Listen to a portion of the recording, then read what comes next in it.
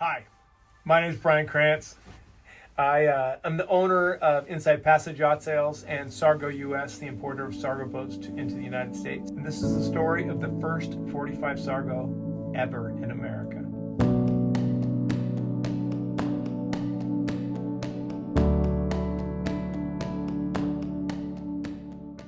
How do you get a 45 Sargo from Finland to the Pacific Northwest?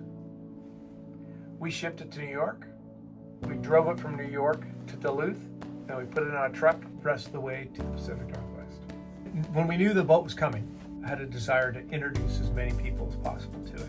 I had this jewel coming from Northern Europe, and what a travesty to have it on a container ship all the way to the Pacific Northwest.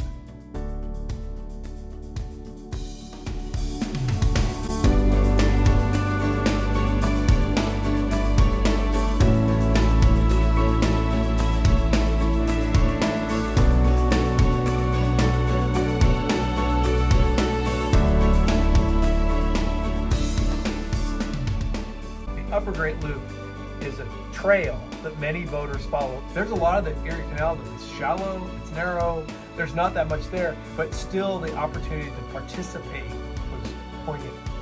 From the Erie Canal, took a right turn into the Oswego Canal. The first big open body of water was crossing Lake Ontario. Almost all the canals travel through lakes, and so we had a number of open spaces with lakes, and so we would go fast through those lake sections, which was always a lot of fun, just to get the boat up and running and really play with it.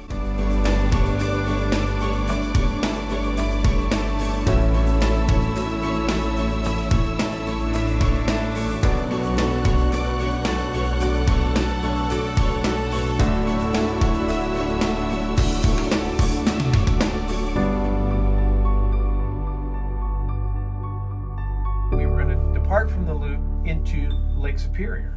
Within 45 minutes of entering the Georgian Bay, we were running for our lives from bolts of lightning. The wind was just screaming. We ended up running around in circles for a while. It was absolutely terrifying, and I said, I need to get someplace close to land, and found a small cove where we could anchor up the boat. So the next morning, everything was calm. It was like nothing happened. But we definitely took off watching the weather differently after that trip. And as we were heading out of that safe little anchorage, I was in about 20 feet of water. We had a hard hit. We had dinged one of our props bad. The boat ran fine at speed, and we carried on for the rest of that day. When we got to the place that could service us, they said the parts aren't here yet. They're stuck in customs. So you got another couple days.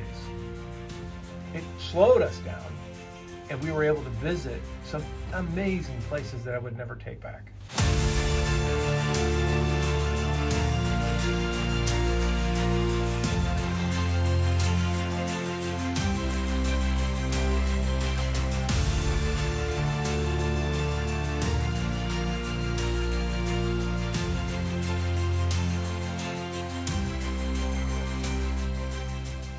Great. Before they had the parts, they let us know, and we were able to come back in.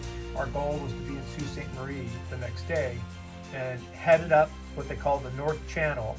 And after re-entering the United States, we locked up into Lake Superior. It is enormous. It is such a huge body of water. There's just a feeling when you're out on it. We spent the first night in Lake Superior, and we were within range to almost make it to Duluth in a long day, with full intentions of being in Duluth by that evening. And here we were, the wind came up, the fog came up, and I mean, like, it started pouring rain. This wind and fog, like, you could see, we were totally on radar. It's the first time we had been totally dependent on radar, and I was getting anxious. We had this semi scheduled to come and get us. I finally said, we have to go. We gotta go. And we took off and headed towards Duluth, and saw seas that I had never imagined I would see in a lake. Absolutely huge 30 knot winds consistent and 8-foot waves. The only boats we saw in the water were the huge ore ships. They're 800 feet long. In that larger conditions with that kind of wind, you couldn't have always gone full speed, but the angle was good for us and good for the Sargo. So we maintained about 28 knots the entire day. But when we finally pulled in, I got on the radio and called the harbor master and said, we just came in behind the barrier island and we'll be there at the marina here in an hour and a half, something like that. He goes, what? That's not possible.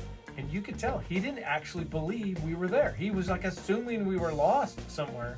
He was standing at the dock when we pulled in to see the boat because he couldn't believe, knowing the weather that we had just traveled through, that it was even possible that we could have made it.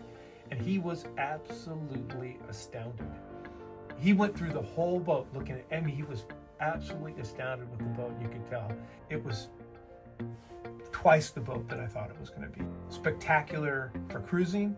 It was spectacular in the ocean, the ride, the quietness, the elegance. It is unbelievably safe and incredibly beautiful at the same time. And this is really a crowning for Sargo of producing a product that's unmatched.